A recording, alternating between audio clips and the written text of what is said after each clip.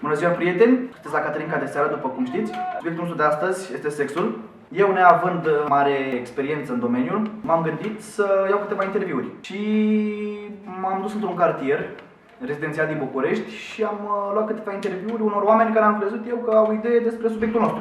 Spre surprinderea mea, totul a ieșit bine, toți au fost drăguți, ne-au dat interviu și ne-au explicat că tot au putut ei de bine. Sper să vă placă ce a ieșit și sper să vă amuz un pic, cum de altfel v-ați obișnuit cu mine. Cam asta e ideea Caterincii de seară, să vă amuz și poate să și învățați ceva, de ce nu. Haideți să nu mai lungim și să vedem cam ce a ieșit. Sper să vă placă. Bună ziua! Deci, cum v-am spus, suntem într-un cartier rezidențial din București și vrem și noi să luăm interviu, v-am spus și mai devreme, despre sex și să vedem acum pe cine găsim, să ne dați și nouă câteva detalii, cum îi place, cum nu îi place. Bună ziua, stați puțin, vă rog frumos, puteți să vă rețin și eu 2 minute profunde tot? Da? Vreau să punem și eu câteva întrebări, dacă nu sunt prea indiscret. Depinde de întrebările pe care le puneți. Stați o secunde, cred că o să vă placă, sunteți bărbat și eu sunt bărbat. Referitor la sex, puteți să dați și nouă câteva detalii, vă rog frumos? bineînțeles. De câte ori face sex pe săptămână? 24 de ori. De 3 ori. De câte ori? De câte ori vrea persoana cu care pot să fac sex. Da, și 24 de ori pe an. Și pe săptămână cât ar veni? Făcând un calcul matematic.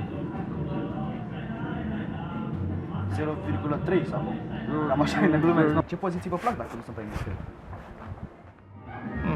Cam capă. Cam capă. Cam capă. Poziția, da. Normală. Toate pozițiile și în special cele mai indiscrete.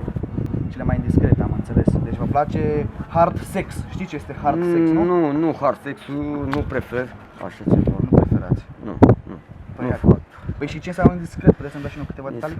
Adică pozițiile în cele mai sofisticate. Mai sofisticate, am înțeles.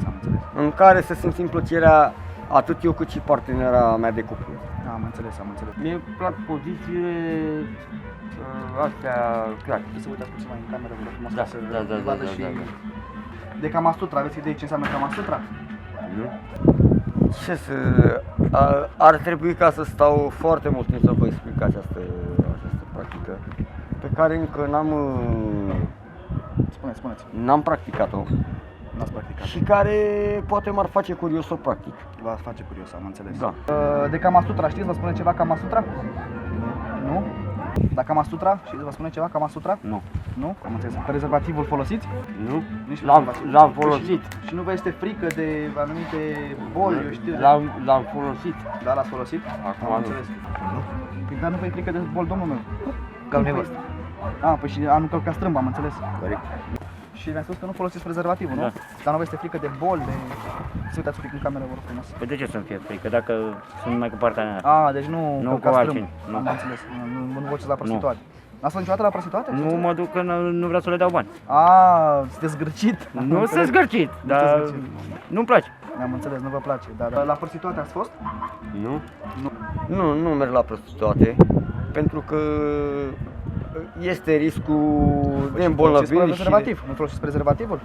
Nu, în general nu-mi place să folosesc prezervativ. Am înțeles. N-ați fost niciodată la prostituate, să înțeleg. Nu înseamnă că sunteți în goană credincios. Pentru nevastă. Am înțeles. Ce să preferați, dragostea, preferați sexul? Ce preferați dumneavoastră, dragoste sau sex? Dragoste. Dragoste. Am înțeles. Deci să înțeleg că aveți o parteneră de viață. Da, Da, și o iubiți. da. Ce preferați dumneavoastră, preferați sexul sau dragostea? Dacă stau bine să mă gândesc, ar fi cam una și aceeași, dar dragoste faci cu partenera de cuplu pe care o ai Da. și sex faci cu celelalte persoane, Cu celelalte pe persoane. care le agăți pur și La simplu. cât rezistați în timpul actului sexual? Adică care este recordul dumneavoastră, dacă pot să spun așa? Depinde de partenera pe care o am. Care a fost și recordul dumneavoastră? Câți ani aveți? Nu vă supărați că vă întreb. 39. 39, mulți înainte. Care este Mulțumesc recordul la fel. dumneavoastră la sex? Câte acte sexuale, să nu spun numere, ați avut dumneavoastră în timpul acestor 39 de ani frumoși care aveți dumneavoastră? Cam 7. 7? Super, deci să nu sunteți chiar viril. Mă ține. Spuneți și nouă, vă rog frumos, care este recordul dumneavoastră în materie de sex? De câte acte sexuale faceți, ați făcut toată pe seară? Acte Acte sexuale, poftim. Pe înțelesul noastră Am numere. înțeles, să spun așa. Câte numere? 2, 3, depinde. 2-3, deci este recordul de 2-3? Da. Da, am înțeles. Deci nu rezistați mai mult. Ok. Da, E dar și bănuiesc vârsta. că țin. Ține. Care este recordul dumneavoastră la acte sexuale? De câte ori o faceți pe seară? De 3-4 ori maxim? Care este recordul dumneavoastră de fapt? O dată sau de două? Nu, recordul La trei. dumneavoastră. Care e recordul dumneavoastră? Două. 2? Cum adică? Puteți să la 2 pe vă spuneați că faceți de 4 ori pe seară. Cum 4, dar 200 de lei, 200 de lei, 200 de lei. De restul tot Am înțeles. Sadomasochismul, aveți idee? Nu? Nici sadomasochismul. Adică este un sex, să spun așa, Sălbatic. Mulțumesc, domnule. Sex mai sălbatic, schimba, dată idee. Nu, n-aveți nu treabă. vreau, nu. Nu le aveți, am înțeles. La bătrânețea mea, Referitor la sexul sălbatic. Vă place sexul sălbatic? cam da, dacă e agresivă ea. Da? Da. Am înțeles, agresivă. Da. Am înțeles. Ce zic, domnule, vă mulțumesc mult de tot, sper că nu v-am deranjat. Nu. Crezi că sexul vă place și noastră, îmi place Păi da. și mie, am înțeles. Asta nu e nicio Deci problemă. aveți o activitate bună, deci ascult Da. de 3 ori pe săptămână. Da. Am înțeles. Să nu o neglijați, să nu vă lase. Nu. Da? Ok, vă mulțumim mult de tot. plăcere. Mi-a părut bine. Sănătate mult. Sănătate. Domnule, vă mulțumim mult de tot. Și Sper că mie nu v-am mi-a făcut, deranjat. nicio Și- problemă, nu m-ați deranjat cu nimic. Mi-a făcut plăcere să port această conversație cu dumneavoastră. Vă mulțumesc, vă mulțumim mult de tot, sper că nu v-am deranjat. Și îmi pare bine că sunteți activi și în fiecare zi faceți sex. Vă mulțumesc mult de tot. Sănătate trăiți, mult. sănătate. Doamne ajută, vă mulțumesc mult. Cam astea au fost filmulețele noastre. Sper că v-au plăcut, sper că ați învățat ceva, sper că v-ați amuzat. Persoanele, după cum ați văzut, sunt intelectuale. Ne-au explicat cât au putut ei de bine, au răspuns prompt la întrebările noastre. Sper că v-a plăcut, a fost amuzant și de ce nu, cred că am putut învăța și ceva.